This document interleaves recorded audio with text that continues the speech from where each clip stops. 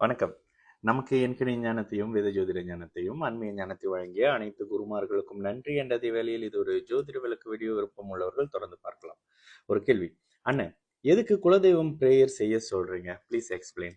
Okay. இயல்பாக சொல்லணும் அப்படின்னா பிரதர், இந்த குலதெய்வம் அப்படி இதை பத்தி நம்ம நிறைய பேசியிருக்கோம். மேபி ரீசன்ட்லி நம்மள ஃபாலோ பண்றவங்களா இருந்தா அந்த குலதெய்வம் யாரு? உங்களுடைய குடும்பத்துல உங்களுடைய டிஎன்ஏல பிறந்த ஒருத்தர். என்னோட குலதெய்வம் பெருமாளுங்க, என்னோட குலதெய்வம் சிவனுங்க, என்னோட குலதெய்வம் முருகனுங்க அப்படின்னு சில பேர் என்கிட்ட சொல்லுவாங்க. நான் மனசுக்குள்ள ஆமாங்களான்னு நினைச்சுக்குவேன். ஓகேங்களா? சிவனோ, முருகனோ, பார்வதியோ, விநாயகரோ, சரஸ்வதியோ உங்களுக்கு குலதெய்வமா வர முடியாது. ஏன்னா உங்களோட வீட்டுல பிறந்த ஒரு பெரிய அக்காவோ, தங்காயோ, சின்ன கருப்போ, இந்த மாதிரியான உங்களுடைய வீட்டில் இருக்கிற ஒருத்தர் பெரியண்ணன், பாப்பா இப்படிலாம் கூட குலதெய்வம் இருப்பாங்க. அதாவது உங்களுடைய சந்ததியில உங்களுடைய உங்களோட தாத்தாவோ, பாட்டியோ, பூட்டியோ யாரோ ஒருத்தர் உங்க குடும்பத்துக்காக உயிர் தியாகம் பண்ணியிருப்பாங்கங்க.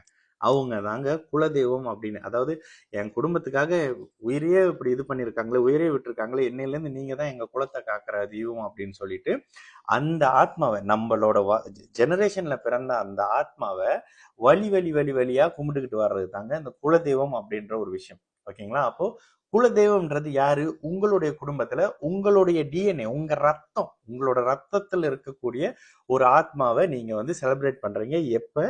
அமாவாசை அன்னைக்கு. யாருமே குலதெய்வத்தை பௌர்ணமி அன்னைக்கெல்லாம் இது பண்ண மாட்டோம். ஏன்னா குலதெய்வம்ன்றது இறந்து போன முன்னோர்கள் கேட்டகரியில வந்துருவாங்க. ஓகேங்களா? இந்த இறந்து போன முன்னோர்களுக்கு நம்ம என்ன செய்வோம்? அமாவாசை சந்திரனாலே சனிக்கு நிகர் அப்படின்னு ஜோதிடத்துல ஏன் சொல்றோம்? அமாவாசை, சனி, சனி சார்ந்த அமைப்புகள் எல்லாமே இறந்து போனவங்க, முன்னோர்கள், இது நம்மளோட வாழ்ந்து காணாமல் போனவங்க.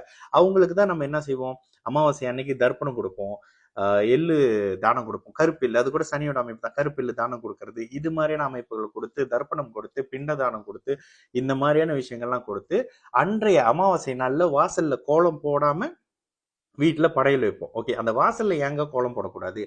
எனக்கு இதுக்கு ரொம்ப சிம்பிள்ங்க. கோலம்ன்றது ஒரு கடாட்சமான ஒரு விஷயம். அது கோயில்ல பாத்தீங்கன்னா, சமீபத்துல பார்த்த கோயில்ல ஒரு கடவுள் வந்து இறங்குறதுக்கோ எதுக்கோ ஒண்ணுக்கு அப்படின்னா அந்த பீடம் இருக்கணுமா, சக்கரம் மாதிரி. அதுக்காக தான் அதுலதான் கடவுள் பிரதிஷ்டை பண்ணுவாங்க. அப்ப இறந்து போனவங்க தெய்வம் கிடையாது. இறந்து போனவங்க நம்மளோட வழியில மறுபடியும் இன்னொரு பிறப்பு எடுக்கக்கூடிய ஒரு ஆத்மாங்க. அந்த ஆத்மாக்கு அடுத்து வந்திருக்கக்கூடிய பிறவில அவங்களோட கஷ்டங்கள் எதுவும் இல்லாம இருக்குன்ற மாதிரி சில விஷயத்துல தான் நம்ம இந்த படையல் அப்படி இப்படின்னு கொடுக்குறோம். இன்னொரு ஒரு இன்டைரக்டான ஒரு விஷயம் என்னன்னாக்கா, இறந்து போன தாத்தா பாட்டி அமைப்புகள்ல இருக்கும்போது இப்ப இருக்கக்கூடிய நம்மளுடைய அம்மா அப்பாவையும் நல்லா பாத்துக்கங்கன்ற ஒரு கான்செப்டும் இதுக்குள்ளவே மறைஞ்சிருக்கும். இதையும் நம்ம புரிஞ்சுக்கணும். இதெல்லாம் விடங்க, நல்லா வளர்ந்து நிக்கிற ஒரு சமூகம் நம்மளோட நாட்டுல இருக்கக்கூடிய ஒரு சமூகம் சைனீஸுங்க. அவங்க சாமி கும்பிடுறதை விட அதிகமாக இறந்து போன முன்னோர்களுக்கு அந்த அமாவாசை அமைப்புகள்ல செலிப்ரேட் பண்ற அமைப்புகள் தான் இருக்கும். நமக்கும் அவங்களுக்கும் நிறைய விஷயம் ஒத்து போயிருக்குமா? இந்த அமைப்புகள்ல செய்யுங்க. சனியால் பாதிக்கப்பட்ட நீங்க கடவுள் முன்னுக்கு போய் நின்னீங்க அப்படின்னாக்கா கடவுள் காப்பாத்திடுவாரா? சிவனே முன்னுக்கே நீங்க போய் நில்லுங்களேன். அதை சொல்றதுக்கு உனக்கு என்ன தகுதி இருக்கு அப்படின்னாக்கா, என்னோட அஷ்டம சனியில சிவராத்திரிக்கு எத்தனை நாள் கோயில்ல இருந்து சைவமா விரதமா இருந்திருப்பேன்னு எனக்கு தான் தெரியும்.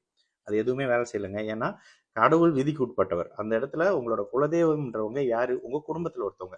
உங்களை ப்ரொடெக்ட் பண்ணுவாங்க பிரச்சனைகள்ல இருந்து, சனி கிட்ட இருந்து இல்ல. ஓகேங்களா? அதனால வருஷத்துல ஒரு 3 அமாவாசை அமைப்புகள்ல, குறிப்பாக தை அமாவாசை, ஆடி அமாவாசை, மகாலய அமாவாசை, இது மாதிரியான அமைப்புகள்ல, இல்ல ஒவ்வொரு மாத அமாவாசை அமைப்புகள்லயும் தர்ப்பணம் மாதிரியான விஷயம். இதை கூட போய் கோயில்ல கொடுக்கணுமாங்க? இல்லைங்க. நீங்களே ஒரு இடத்துல உட்காந்து எள்ளு வச்சு, தண்ணி வச்சு, அவங்களோட நேம கொடுத்தா அவங்க ஆத்மா சாந்தி அடையணும் சிவலோகத்துல அப்படி இப்படின்னு சில இருக்கும். சிவலோகத்தில் இருக்கக்கூடியவர் அவருக்கு இந்த விஷயம் கேட்டு அவர் அந்த எள்ளு தண்ணி கொடுக்குறேன் அப்படின்ற மாதிரி உங்களுக்கு என்ன தோணுதோ சொல்லிட்டு அவர்களுக்கு வீட்டுல சைவமா படையல் போடுங்க. தீபாவளிக்கு முதல் நாள் போடுவோம்ல, என்ன கோழி ஆடெல்லாம் போட்டுருவோம். ஆக்சுவலி அது சைவமா போடணும். இந்த கான்செப்ட் தாங்க இந்த குலதெய்வ விஷயம்.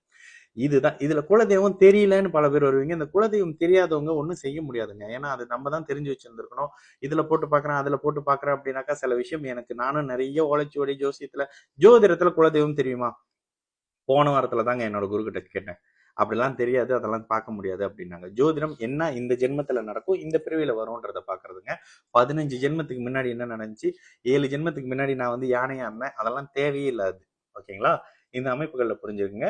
தயவு செய்து முன்னோர்கள் வழிபாடு, இறந்து போன அமைப்புகள்ல செய்யக்கூடிய அமைப்புகளை கண்டிப்பா செய்யுங்க. இது பெரிய அளவுக்கு உங்களை பாதுகாப்பான சில விஷயங்களை கொடுக்கும். உங்களுடைய முன்னேற்றத்துக்கும் அது ஒரு பாதையா இருக்குங்க. சரிங்களா? அதுவே காப்பாத்தி கொண்டுட்டு போயிரும்னு சொல்ல மாட்டேன். ஆனா இது செய்ய வேண்டியது நம்மளுடைய கடமை, நம்மளுடைய நெறி. இந்து மதத்துல நமக்கு சொல்லி கொடுத்த விஷயம். சரிங்களா? நல்லது நடக்கும். எல்லோரும் நல்லா இருப்போம். வணக்கம்.